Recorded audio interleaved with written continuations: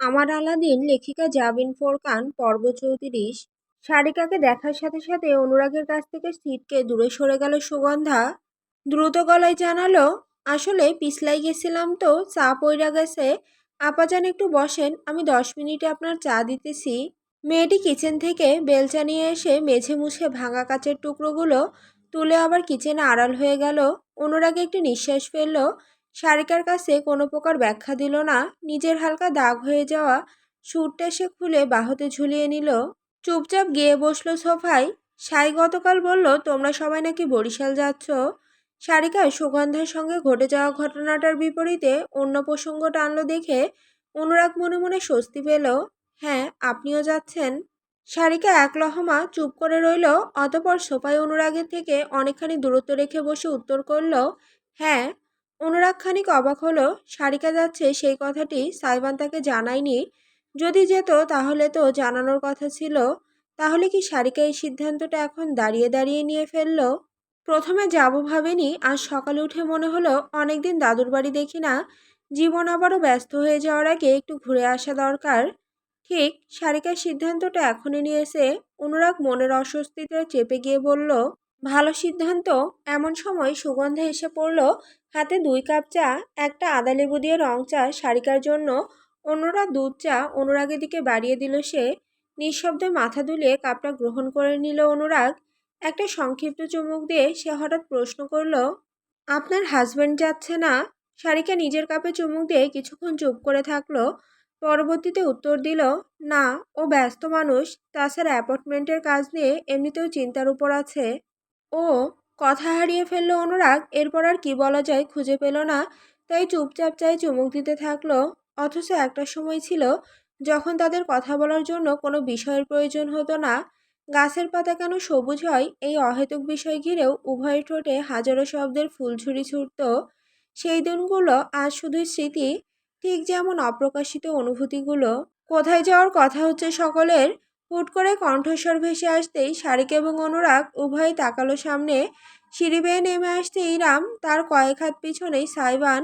অনুরাগ কিছু বলার আগেই পেছন থেকে সাইবান বলে উঠল, লঞ্চে যাবেন নাকি গাড়িতে? কোথায় যাব? হানিমুনে? সিঁড়ির গোড়ায় পৌঁছে গিয়ে অনেকখানি বিব্রত হয়ে পিছনে ফিরে তাকালো ইরাম। ড্যাব করে চেয়ে রইল স্বামীর দিকে। সাইবানের অবশ্য বিশেষ হেলদোল নেই। সে আয়েশ করে নিচে নেমে সিঁড়ির রেলিংয়ে হেলান দিয়ে দাঁড়ালো। হলরুমে যে আরও কিছু মানুষ উপস্থিত আছে তাতে তার বিন্দুমাত্র মাথা ব্যথা নেই। ইরাম গলা খাকারি দিয়ে জিজ্ঞেস করলো, হানিমুন কোথায়? বরিশাল। ইরাম চোখ পিটপিট করলো, বরিশাল? সাইবান আর সারিকা উভয়ের বাবা আহমেদ উদ্দিন ভিন্ন জেলার মানুষ। তাদের পৈতৃক নিবাস বরিশালে, এটুকু তথ্য তার জানা আছে। সাইবান হেলে দুলে এগিয়ে এসে হাতের আঙুল মটকাতে লাগলো। বাঁকা হাসলো, তারপর মাথা কাত করে ইরামকে আপাতমস্তক দেখে ঠোঁট চেটে বলল, লঞ্চের কেবিনে উঠবেন নাকি জামাইয়ের বুকে ঠাইসা যাইবেন? আপনার উপরেই ছাইরা দিলাম, বুঝলেন মনু? ভ্রু কপালে উঠে গেল ইরামের। এই ছেলে আঞ্চলিক ভাষা জানে। তাকে এই বিব্রত অবস্থা থেকে উদ্ধার করতেই যেন শব্দ করে উঠে দাঁড়ালো অনুরাগ। আহ্যাম, বইয়ের সাথে রসের আলাপ তুই প্রাইভেটলিও করতে পারবি। মানুষকে ফ্রিতে থিয়েটার দেখানোর প্রয়োজন নেই। তুই তো শুকনো বিচি কলা, জীবনে কোনো রস নেই। আমি হলাম টসটসে তরমুজ, রস খালি বেয়ে বেয়ে পড়ে। এত রস প্রাইভেটলি ধরে রাখা যায় না, পাবলিকলি শো করতে হয়। হ্যাঁ, নাইলে আগে ভাইজান সুন্দর বেটিদের নাচন কোদন দেখা দেখা রস ধইরা রাখতো। এখন তো বইয়ের জন্য আর পারে না, রস খালি উতলাইয়া পড়ে। আহারে কপাল পোড়া ভাইজান আমার। কখন যে সুগন্ধা টেবিলের কাছে উদয় হয়েছে কেউ খেয়ালই করেনি। তার কথা কানে যেতেই পিত্তি জ্বলে গেল সাইবানের। চোখের ভেতর বুঝি বজ্রপাত ঝিলিক দিয়ে উঠল। জরিনার আম্মা সকিনা, তোর মাথায় আজকাল চুল একটু বেশি গজিয়ে গিয়েছে। আয় কয়টা ছিঁড়ে কমিয়ে দেই। শটান হাত বাড়িয়ে সুগন্ধার লম্বা বেনি পেঁচিয়ে ধরল সাইবান। অট্টহাসি হাসতে হাসতে সুগন্ধা ঝটকা দিয়ে উঠল, আরে ভাইজানের ইঞ্জিনে পেট্রোল ঢাইলা দিলাম নাকি? ইঞ্জিন শালি তোর পিঠের ওপর ভাঙবো আমি। তুই যে সিরিয়ালের ধলা ধলা নায়কদের ট্রিটমেন্ট করে গড়া ফেক বডি দেখে মুখের লালা ঝরায়, সেটা বলে অপমান করতে গেলেই মানুষ বলবে নারী নির্যাতন। ফর ইয়োর কাইন্ড ইনফরমেশন, ওগুলো সিরিয়াল না, কোরিয়ান ড্রামা। তোর কোরিয়ান ড্রামার গোষ্ঠীর খেথায় আগুন। থাকে বাংলাদেশে লোলফালাই কোরিয়ানে। 2 দিনের নমুনা লুডুস রে বলে রামেন। ওই দাঁড়া তুই সেমরি। সাইবান আর সুগন্ধা দুজনেই কিচেনের আড়াল হয়ে গেল। ভেতর থেকে ধূপধাপ ধামুর ধুমুর ঝনঝন বাসন কোসনের আওয়াজ আসতে লাগলো। কুরুক্ষেত্র বেঁধেছে তাতে কোনো সন্দেহ নেই। ইরাম কপালে হাত দিয়ে একটি দীর্ঘশ্বাস ফেলল। এদের কাণ্ড কারখানা দেখা মুশকিল। হুট করে পেছন থেকে অনুরাগের হাসির শব্দ ভেসে এলো। ঘুরে তাকালো ইরাম। অনুরাগ বেশ প্রফুল্ল হয়ে হাসলে তার এক গালে ছোট্ট একটা টোল পড়ে। নিজের খালি হয়ে যাওয়া কাপটা টেবিলে রেখে দিয়ে অনুরাগ বলল, মেয়েটা তো বেশ মজার। আমি দেখে আসছি কিচেনটাকে না আবার দুজন মিলে ধসিয়ে ফেলে, শেষে সামিয়া আন্টি আমায় ধরবে। অনুরাগ শার্টের হাতা গোটাতে গোটাতে কিচেনে চলে গেল। ইরাম জানে না কেন তার চোখ গিয়ে পড়ল সোফায় চুপটি করে বসে থাকা সারিকার উপর। এতক্ষণ অপলক হয়ে অনুরাগকে দেখছিল সে, চোখে অদ্ভুতের এক বিষণ্ণতা নিয়ে। ইরাম তাকাতেই সারিকা দ্রুত উঠে পড়ল, নিজের রুমের দিকে হাঁটা দিল। কিন্তু হঠাৎ ইরাম ঠান্ডা গলায় ডেকে উঠল, সারিকা। থমকালো রমণী মাথা কাত করে ঘুরে তাকালো। ইরাম শান্ত গলায় বলল, একটা কথা সবসময় মাথায় রেখো, তুমি এখন বিবাহিত, তোমার একজন দায়িত্ববান স্বামী আছে। সারিকা সম্পূর্ণ ঘুরে দাঁড়ালো এবার। তার চেহারায় রাগ ফুটল, ভ্রুজোড়া কুঁচকে গেল। হনহন করে এগিয়ে এসে ইরামের মুখোমুখি দাঁড়ালো সে। গম্ভীর গলায় বলে বসল, what do you think you আর?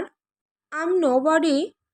উত্তর করল ইরাম, পিছিয়ে গেল না। সামান্য একটু ঝুঁকে সারিকার চোখে চোখ মিলিয়ে জানালো, অতীত অনুভূতি থাকাটা দোষের নয়, কিন্তু এক সম্পর্কের বাঁধনে থেকে অন্য সম্পর্কের স্বপ্নে বিভোর থাকাটা অন্যায়। অন্যায়টা না নিজের সাথে করো, না তো মিসির ভাইয়ার সাথে। বাঁকা হাসি ফুটল সারিকার ঠোঁটে। আপনি নিজেকে খুবই বড় কিছু মনে করেন, তাই না? তবে বয়স বাড়লেই যে বুদ্ধি বাড়ে না, সেটার প্রমাণ আপনি নিজেই। আমার ব্যক্তিগত বিষয়ে নাক গলানোর আগে ভেবে দেখবেন আপনার নাকটার ক্ষমতা কতটুকু। যে গল্প আপনি জানেন না, সেই গল্প নিয়ে মন্তব্য করতে আসবেন না। আর দাঁড়ালো না সারিকা, উল্টো ঘুরে হনহন করে হেঁটে দৃষ্টিসীমার আড়াল হয়ে গেল। ইরাম কিছু বলল না, স্থির চেয়ে রইল মেয়েটির চলার পথের দিকে। পরের দিন বিকালবেলা আয়নার সামনে দাঁড়িয়ে দ্রুত তৈরি হয়ে নিচ্ছে ইরাম। একটা লাল সালোয়ার কামিজ পরনে, তার চুলগুলো বেনি পাকিয়ে একপাশে ঝুলিয়ে নিয়েছে। শেষমেশ সাইবানের কথা ফেলতে পারেনি সে। সত্যিই বরিশাল যাওয়ার জন্য রাজি হয়েছে। এতে কিছুদিন কম্পিউটার ক্লাস মিস যাবে। তবে আসার কথা আগামী 2-3 দিন কাইসানের অনুপস্থিতির কারণে ক্লাস একটা করেই হবে। সেক্ষেত্রে ইরাম কাকতালীয়ভাবে ছোট একটা ছুটি পেয়ে গিয়েছে। তাই আর বিশেষ গড়িমসি করেনি। তাছাড়া এটা রীতিমতো একটা পারিবারিক ট্রিপে পরিণত হয়ে গিয়েছে। সারিকা যাচ্ছে তাদের সাথে। আজ সকালে হুট করে সাইবান সুগন্ধাকেও ব্যাগ গোছাতে বলেছে, হয়তো ইজানের দেখভালের কথা চিন্তা করে। অপরদিকে অনুরাগও যাচ্ছে তাদের সাথে। সবাই মিলিত হয়। শেষমেশ নদীপথকে বাছাই করা হয়েছে। ইরামও মানা করেনি, তার কখনো লঞ্চ, নৌকা, স্পিডবোট এই ধরনের বাহনগুলোতে চড়া হয়নি। এটা তাই একটা ভিন্ন অভিজ্ঞতা হবে বলেই তার বিশ্বাস। যদিও নদী তার কিছুটা ভয় লাগে, তবে সকলের উত্তেজনা উৎসাহের কথা চিন্তা করে আর মানা করেনি সে। ইজানকে এর মধ্যে খাইয়ে প্রস্তুত করে দিয়েছে সে। কিছুক্ষণ আগে ছেলেকে নিয়ে নিচে নেমে গিয়েছে সাইবান। ইরামও দ্রুত গোছগাছ শেষ করে বেরিয়ে এলো। সত্যি বলতে তার নিজেরও একটু উদ্দীপনা কাজ করছে। ইজানকে নিয়ে এই প্রথম বেড়াতে যাওয়ার মতো কোনো ব্যবস্থা। উপরন্তু বিয়ের পর সাইবানের সাথে প্রথম যাত্রা। সবকিছুতে একদম প্রথম প্রথম অনুভূতি। সিঁড়ি বেয়ে নিচে আসতেই দৃশ্যটা চোখে পড়ল ইরামের। সাইবান ইজানকে বেবি ক্যারিয়ারে সেট করে নিচ্ছে।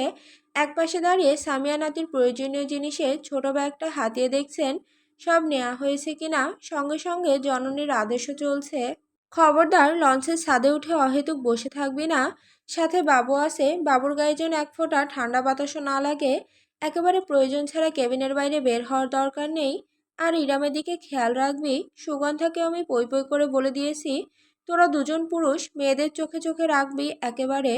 Bro chill. তোমার ছেলে 5 বছরের বাচ্চা না যে এভাবে উপদেশের লিস্ট ধরিয়ে দিচ্ছ। এক বাচ্চার বাপ আমি, একটু তো সম্মান করো। সঙ্গে সঙ্গে সামিয়া সাইবানের কান চেপে ধরলেন। আহ, আউচ। সরি ব্রো, 10 বাচ্চা পয়দা করলেও আমার কাছে তুই 5 বছরের বাচ্চাই থাকবি ব্রো। আরেকটা কানমলা খেতে চাস ব্রো? মম, আমার সম্মান নিয়ে ভেবে ছিনিমিনি খেলার অপরাধে তোমার ড্যাডের মনের ঘরে নির্বাসন দেওয়া উচিত। যাক, অবশেষে মধুর ডাকটা বেরিয়েছে আমার ব্রোর মুখ থেকে। শোন রে ছোট পোটলার বাপ, বড় পোটলা, তোর ড্যাডের মনের ঘরের প্রয়োজন নেই আমার, বুঝেছিস? মমের ক্ষমতা আছে নিজের ঘর নিজে তৈরি করে নেওয়ার, you know. Yes, I know, slay queen, just don't kick dad's ass in when I am not here to watch the fun. Iram নিজের জায়গায় দাঁড়িয়ে মন্ত্রমুগ্ধের ন্যায় দেখে গেল। যতবার সামি আর সাইবানকে সে একসাথে দেখতে পায় ততবার কেন যেন তার তাকিয়ে থাকতে ইচ্ছা হয়। মা ছেলের মাঝে এমনও সহজ সম্পর্ক হতে পারে। এই জুটিকে না দেখলে ইরাম হয়তো কোনোদিন সম্পূর্ণরূপে বিশ্বাস করতে পারত না। এই যে আমার মেয়েটা এসে পড়েছে, মাশাআল্লাহ একেবারে লাল টুকটুক পরি। সামিয়া কখন তার দিকে ঘুরে তাকিয়েছে ইরাম টেরও পায়নি। খানিকটা লজ্জা পেয়ে গেল সে মন্তব্যে। এগিয়ে গেল সামনে। সামিয়া 2 হাত ধরে বলল, বাড়িতে করিম চাচা ছাড়া কেউ থাকবে না? আম্মু, নিজের যত্ন নিও। হ্যাঁ জানি তুমি ডাক্তার, অনেক ব্যস্ততা, মানুষের জীবন রক্ষার মহৎ দায়িত্ব তোমার কাঁধে। তবে সেই দায়িত্ব পালনের জন্য তো তোমাকে আগে নিজেকে সুস্থ রাখতে হবে, তাই না? দেখেছো, এভাবেই মায়ের জন্য চিন্তা করতে হয়। এই যে বড় পোটলা, বউকে দেখেও তো কিছু শিখতে পারিস। চোখ উল্টালো সাইবান। মানুষের আলগা পিরিত দেখলে গা জ্বলে। সাইবানের বাহুতে চাপড় বসালেন সামিয়া। তাতে মাকে জিভ দেখিয়ে ভেঙচি কেটে বেবি ক্যারিয়ার হাতে তুলে নিয়ে ইরামের দিকে ফিরল সাইবান। এই যে এবার বেরোবেন নাকি লঞ্চ থেকে আপনাকে আমন্ত্রণ করে স্পেশাল ইনভাইটেশন কার্ড পাঠাতে হবে? লঞ্চ ছুটে গেলে শেষে বুড়িগঙ্গার সাথে কুল পাবেন না কিন্তু। তখন বুকে কেন পিঠেও জায়গা দেব না? জনদরদি গরিবের বন্ধু জ্যাক না আমি, যে রোজের জন্য সবকিছু ছেড়ে দেব? ইস, যাত্রার আগে আগে টাইটানিকের মতো ডিজাস্টার মুভির কথা না বললেই না। সামিয়া আরেক দফায় ছেলেকে শাসন করলেন। ইরাম মুচকি হেসে দেখল কাণ্ড। অবশেষে সামিয়ার কাছ থেকে বিদায় নিয়ে তারা গাড়ির দিকে এগোলো। সারিকার সুগন্ধাকে ব্যাগপত্রের সঙ্গে আগেই পাঠিয়ে দেওয়া হয়েছে। এখন সাইবান শুধু ইরামার বাচ্চাকে নিয়ে যাচ্ছে, এমনটাই পরিকল্পনা ছিল। ওদিকে অনুরাগেরও এতক্ষণে পৌঁছে যাওয়ার কথা। সামিয়া গাড়ি অবধি হেঁটে এলেন। ছেলে বউয়ের গায়ে আয়তুল কুরফি ও দোয়া ইউনুস পরে দিয়ে ফু দিয়ে দিলেন। গাড়িটা যখন বাড়ির সীমানা পেরিয়ে বাইরে বেরিয়ে গেল, তখন সামিয়া দরজায় দাঁড়িয়ে একরাশ আশা এবং ক্ষীণ আশঙ্কা নিয়ে চেয়ে রইলেন। মায়ের মন এমনই হয়তো, সুখের সময়ও চিন্তারা ঘিরে ধরে। সদরঘাটের ভিড়ে ঢোকার পর ইরামের সত্যি মনে হলো ভিন্ন এক জগতে এসে পড়েছে সে। বিশাল প্যাসেজ দিয়ে ঘাটের সঙ্গে টার্মিনালের সংযোগ করা। নিচে বুড়িগঙ্গার পার। টিভিতে দেখেছে সেই। ঈদের সময় এখানে পা রাখার মতো জায়গাও পাওয়া যায় না। এখন অবশ্য মানুষ তুলনামূলক কম। দূর থেকে বিভিন্ন লঞ্চের সাইরেনের আওয়াজ ভেসে আসছে, সঙ্গে হকার আর কুলিদের কলরব। সাইবান সামনে সামনে হাঁটছে, এক হাতে বেবি ক্যারিয়ার থাকা ইজান, অন্য হাতে ইজানের নিত্য প্রয়োজনীয় জিনিসের ব্যাগ। ইরাম সাহায্যের জন্য ছেলেকে নয়তো ব্যাগকে ধরতে চেয়েছিল, সাইবান সাপ মানা করে দিয়েছে। এখানে নাকি বেশ চুরি হয়। ক্ষণে ক্ষণে পিছনে ঘুরে ইরামকে দেখছে সে। অর্ধাঙ্গিনী পিছিয়ে পড়লে থেমে দাঁড়াচ্ছে, অপেক্ষা করছে। কাছে এলে আবার হাঁটা শুরু করছে। এমনভাবেই তারা অবশেষে পৌঁছে গেল ঘাটে। নিচে বুড়িগঙ্গার কালো পানি, সামনে দাঁড়ানো দানবাকৃতির লঞ্চ। ইরাম ঘাট টান টান করেও দেখতে বেগ পোহালো। লঞ্চ তো নয়, যেন এক একটা আস্ত 5 star hotel. MV Kalaiya, Parabat 17, Eagle 4, আরও কত কত নাম। একেবারে আলাদাই দুনিয়া। মানুষজন নৌকা থেকে চলন্ত লঞ্চে উঠছে। দাঁড়িয়ে থাকা লঞ্চের স্টাফরা হাঁক ডাক করে যাত্রী আকর্ষণের চেষ্টা করছে। সাইবান যে লঞ্চের সামনে গিয়ে থামলো, সেই লঞ্চ আশেপাশের অন্যান্য লঞ্চের দিক থেকে তুলনামূলক সবচেয়ে বড় এবং আধুনিক দেখতে। ধাতব দেয়ালে গোটা গোটা অক্ষরে লিখিত এমভি সুন্দরবন 16। একটা কাঠের পাটাতন দিয়ে ঘাট আর লঞ্চের সঙ্গে পথ তৈরি করা হয়েছে, যেন যাত্রীরা ভেতরে প্রবেশ করতে পারে। দুজন স্টাফ দাঁড়িয়ে আছে আমন্ত্রণের উদ্দেশ্যে। ইরাম থামলো, তখনই অন্য একটা লঞ্চ এসে পাশে ঘাট দেওয়ার এত জোরে গোটা ঘাট কেঁপে উঠল যে রমণী একটুর জন্য ভারসাম্য হারিয়ে ফেলল। সাইবান পাশে থাকায় ধরে ফেলল। সাবধানে, লঞ্চ ঘাট দেওয়ার সময় ধাক্কা লাগে। সেটা তুমি আগে বলবে না আমায়? Fine, sorry. দেখে এবার উঠুন আপনি, আমি পেছনে আসছি পোটলাকে নিয়ে। ইরাম দীর্ঘ প্রশ্বাস টেনে সামনে তাকালো। দুনিয়ার যত লঞ্চ দুর্ঘটনার কথা তার এখনই কেন স্মরণে আসছে। কি আশ্চর্য, যেহেতু নদীনালা এবং এই ধরনের জায়গায় আগে আসা হয়নি, সেহেতু ইরাম আবিষ্কার করার সুযোগ পায়নি। এসবে হালকা ভয় আছে তার। বিশাল লঞ্চের দিকে তাকালেই কেমন বুক কাঁপছে তার। পাটাটনের ওপর পা দিতে গিয়েও দ্বিধা হচ্ছে। ওপাশে থাকা স্টাফরা বুঝতে পারল। আফা, আপনার সমস্যা হইলে আমার হাত দুইটা ধইরা আহেন। ইরামের দিকে হাত বাড়িয়ে দিল লঞ্চের এক লোক। দ্বিধাদ্বন্দ্বে ভুগল সে।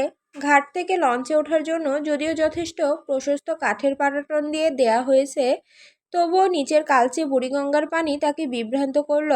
এমন ক্ষেত্র বড্ড অচেনা কিনা। তবে এমন গর্ধবের মতো দাঁড়িয়ে থাকলে হবে? পিছনে আরো মানুষ অপেক্ষায় আছে। মনকে কোনো মতে স্থির করে হাত বাড়িয়ে দিল ইরাম সামনের দিকে।